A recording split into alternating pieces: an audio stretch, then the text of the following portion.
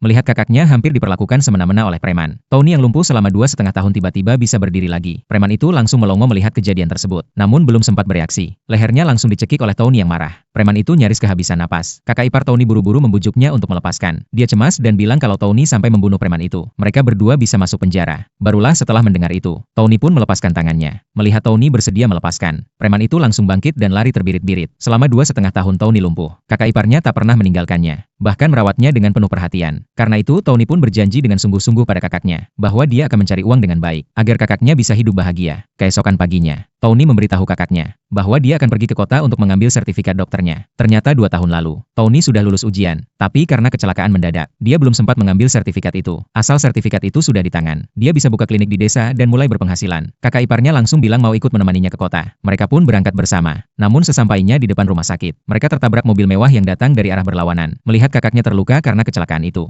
Tony langsung marah dan mendatangi mobil itu. Namun saat itu dari dalam mobil turun seorang wanita cantik berkaki jenjang. Tanpa banyak bicara, wanita itu langsung mengeluarkan setumpuk uang dari tasnya, menyuruh mereka ambil uang dan segera pergi. Tony tertegun, mengira wanita itu menganggapnya tukang pemeras. Dia langsung ingin menjelaskan semuanya. Namun di saat berikutnya, Tony terkejut melihat ada aura hitam melingkar di kepala wanita itu. Dia langsung menyimpulkan bahwa wanita itu kena penyakit parah. Mungkin hidupnya tak sampai sebulan lagi. Begitu kata-kata itu keluar, wanita cantik itu langsung terpaku. Dalam hatinya berpikir bahwa hanya dokter pribadinya yang tahu soal tumor otaknya. Bagaimana pria asing ini bisa tahu? Tony lalu bilang bahwa dia akan berada di rumah sakit seharian. Kalau ada perlu bisa mencarinya. Mendengar itu, wanita cantik itu berpikir mungkin Tony tahu karena dia memang orang rumah sakit. Lalu dia pun mengira Tony hanya penipu. Tony melihat dia tidak percaya, hanya meninggalkan beberapa kata peringatan lalu pergi. Namun wanita cantik itu tak terlalu menghiraukannya. Langsung kembali ke kantor untuk bekerja. Begitu duduk di meja kerja, seorang pria botak yang juga pemegang saham mulai mencari masalah dengannya. Namun wanita itu tak menghiraukannya, hanya fokus melihat laporan keuangan perusahaan, lalu mengambil cangkir kopi. Suara aneh itu membuat suasana canggung. Pria botak itu pun tertawa senang. Ternyata dia yang sengaja melepaskan kecoak untuk menakutinya. Akhirnya berhasil juga membuat wanita yang selama ini sombong itu ketakutan. Namun wanita itu justru lebih terkejut dari siapapun. Karena kejadian ini persis seperti yang diingatkan Tony sebelumnya. Dia pun sadar mungkin Tony adalah orang hebat. Tanpa pikir panjang langsung bergegas ke rumah sakit untuk mencari Tony. Sementara itu, Tony sudah menemui kepala rumah sakit, meminta tanda tangan pada formulir pengambilan sertifikat dokternya. Namun kepala rumah sakit malah tertawa sinis, dan bilang Tony harus angkut jenazah di ruang mayat selama seminggu dulu. Kalau tidak maka permohonannya tak akan disetujui. Ternyata dulu Tony pernah bersaing posisi dengannya. Sekarang dia balas dendam. Tony langsung menegaskan bahwa itu adalah balas dendam pribadi. Kepala rumah sakit malah menyindir bahwa Tony sudah lumpuh 2 tahun. Kemampuannya sebagai dokter pasti sudah hilang. Kalau sampai bikin orang mati, siapa yang bertanggung jawab? Dia pun menantang Tony kalau mampu silakan kerja. Kalau tidak lebih baik angkat kaki. Namun di saat itu juga, wanita cantik yang merupakan direktur rumah sakit tiba tepat waktu.